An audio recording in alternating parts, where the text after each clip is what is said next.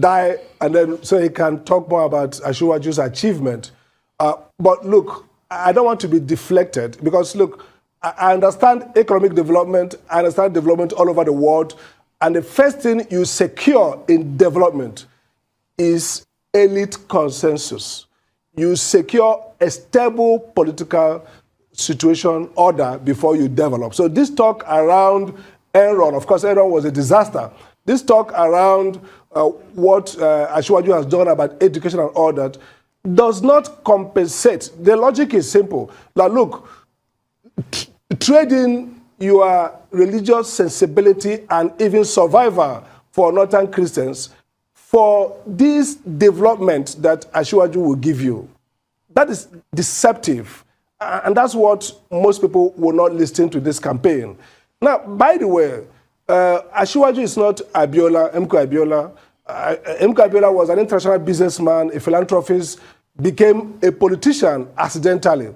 Asiwaju is a politician. He hasn't got that international clout in the economic world to attract anything of significance. So let's not overhype Asiwaju. Kazim himself was a provincial banker, basically a banker in Nigeria at some high, medium to high level, not an IMF or World Bank chief who will crowdsource investment. So this talk about they're going to bring investment is hogwash. Let's solve the factual problem of coexistence. Let's resolve the conflict that dissipate and drag against mobilizing resources for development. Look at Singapore, look at South Korea, look at the East Asians. What happens is that leaders who are attuned to their people release the energies and mobilize resources to build their society. This is not about a Capone or any Top Gun, going to Washington to unlock El Dorado for Nigeria.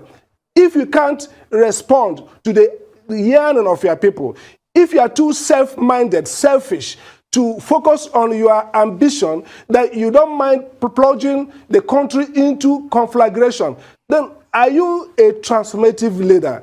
So this talk is going to be political spin. They're going to come at us saying, look, we're going to give you development. Just like Femi Adesina says, forget your land, save yourself.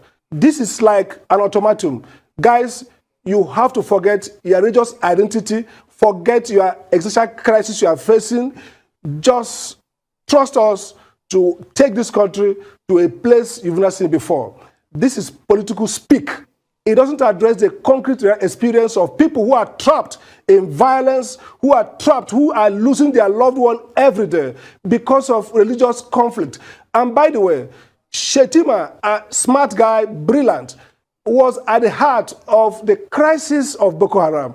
And still today, some people, maybe with no evidence, tag him with serious dereliction of duty as governor, that even some kind of connivance or collaboration or involvement that led to that big crisis. And so to whitewash him as this elite world banker who is going to transform this country, and therefore we play dead brain to the real challenges of coexistence, to the realities of religious and ethnic crisis and struggle in our country, that we need to preserve that social order before we unleash the great human capital we need to create a country.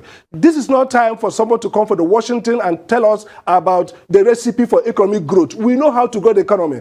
We want first stable polity. We want coexistence. We want a people whose human rights and freedom are protected. And as Amata Sen says, there is no development outside freedom. People have to have a sense that they are part of